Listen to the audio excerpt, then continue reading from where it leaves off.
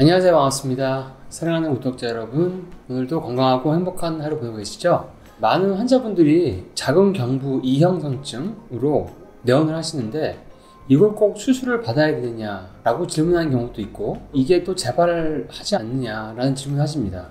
그러니까 자궁경부 이형성증은 HPV 바이러스, 그러니까 휴먼 파필로마 바이러스라고 하는 그 바이러스에 의해서 생기는 질병이죠. 그게 주로 원인이 되는데, 이런 바이러스가 이제 감염이 되게 되면은 자궁경부에 이형성증이 진행되고, 그게 심하면은 자궁경부암으로도 됩니다. 그래서 원추절제술이라 해서 그 자궁경부를 동그랗게 도려내는 그런 실수를 권유받게 되는데요. 오늘 이 시간에는 자궁경부 원추절제술을 하지 않고도 HPV 바이러스를 효과적으로 억제할 수 있는데 효과가 입증된 영양성분들 한 4가지 정도를 좀 요약해서 말씀드려보려고 합니다.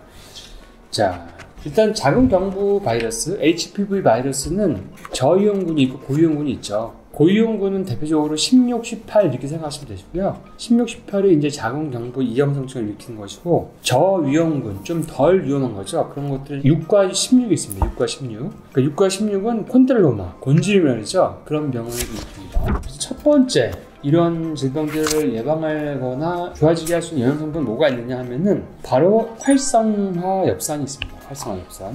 엽산이 굉장히 흔한데 엽산이랑 자궁경부 이형성증과 연관이 있다고 하면은 되게 처음 듣는 그런 얘기실 수가 있는데, 전에 저희가 엽산이 임신에 도움이 된다는 그런 영상 제가 한번 올린 적이 있는데 보셨는지 모르겠네요. 자, 이 엽산에 대해서 보면은 자궁경부 세포 내 엽산 수치는 HPV 바이러스의 존재 여부의 지표라고까지도 얘기한다고 합니다.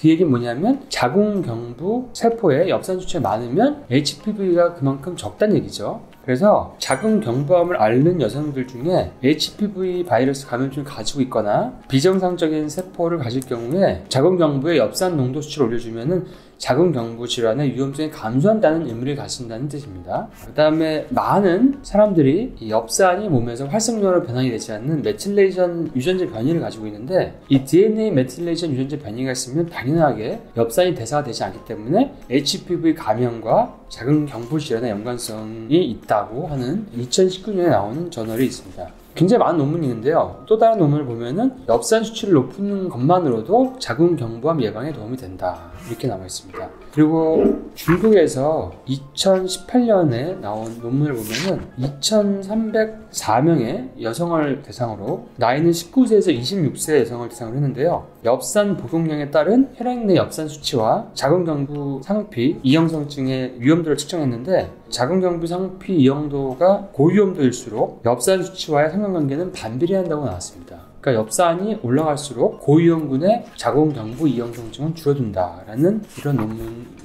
나와 있습니다. 그러니까 우리가 엽산은 굉장히 흔하게 듣지만 엽산 섭취가 굉장히 중요하다는 걸 알 수가 있죠. 그리고 또 이런 논문들이 나와 있는데, 여성들이 흔히 이제 경구용 피임약을 많이 먹지 않습니까? 근데 경구용 피임약을 먹는 여성들은 이런 몸에서 엽산 수치가 많이 낮아진다고 되어 있습니다. 이것 또한 들어간 먹은데, 그래서 이런 여성에게서 엽산을 보충하게 되면은 거꾸로 자궁경부의 이형성증이 좋아지는 경우도 있다, 이런 연구 결과도 나와 있습니다.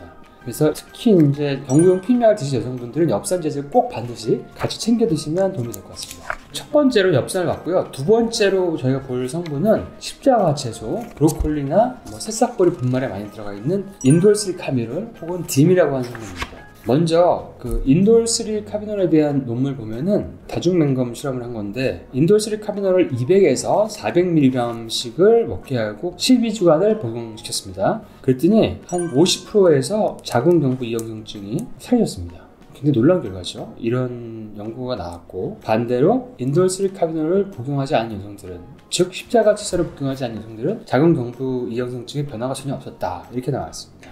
그리고 딤에 대한 연구도 많이 나와 있는데요. 딤이라고 하는 경우는 이제 인돌스리카비놀, 그러니까 브로콜리 십자가 채소를 섭취하면 몸에서 그게 위장에서 이제 딤이라는 형태로 전환이 되는데, 두 가지가 비슷한 거라고 보시면 됩니다. 근데 딤 또한 자궁경부 이형성증을 억제시키고 에스트로겐 대사를 좋은 쪽으로 조절하고 면역 반응을 증진시킨다, 이런 논문이 2010년에 나왔고요. 그러니까 딤은 대표적으로 안 좋은 여성 호르몬이 좋게 대사돼서 몸에서 배출되는 걸 도와주는 성분이죠. 베릴도 그런 효과가 있고 딤이 대표적인 성분입니다. 그래서 유방이나 자궁이나 난소나 이런 장기가 안 좋거나 그런 질환이 있는 분들은 브로콜리나 딤이나 인도스리카비놀 이런 성분들을 많이 드시는 게 좋죠. 그리고 또 다른 연구에서 보면은 역시 고위험도 자궁 상피 이형성증이 있는 여성들에게서 딤을 복용시켰더니 평균 여성 나이가 28세였고요. 12주 동안 복용했더니 딤을 섭취한 그룹은 자궁 경부 이형성증이 한두 단계 정도 내려가는데 5개월 정도 걸렸는데 무려 47%가 내려갔고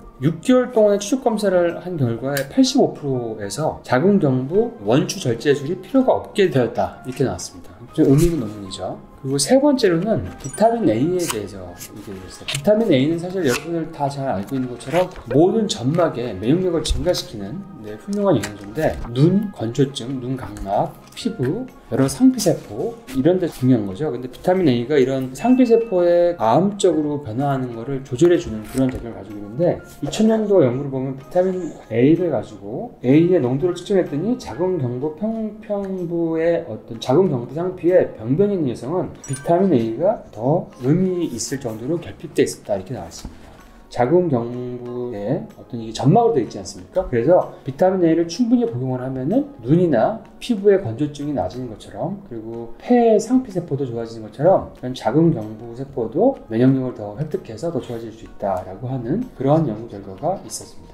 그리고 네 번째는 여러분들이 잘 아는 녹차 추출물 EGCG에 대한 건데요. EGCG라는 거는 녹차에 함유되어 있는 가장 활성화된 항산화 성분 중에 하나인데 이것도 안 좋은 여성 호르몬이 좋게 대사되는 걸 도와주는 그런 성분 중에 하나죠. 그래서 어떤 논문을 봤더니 이런 논문에서는 하루에 200mg씩 2달에서 3달 동안 복용을 시켰더니 자궁경부 이형성증이 있는 환자 중에서 한 28% 정도는 조직검사상 호전이 되었다. 그렇게 나왔습니다. 그리고 또 EGCG는 국내에서 한 논문도 있는데 거기서 또한 그 녹차 추출물 EGCG가 HPV 바이러스를 억제한다고 나왔었습니다. 그래서 이렇게 4가지 영양성분이 자궁경부 이형성증이 있는 분들에게는 복용을 하면 도움이 되는 그런 영양성분으로 밝혀져 있습니다.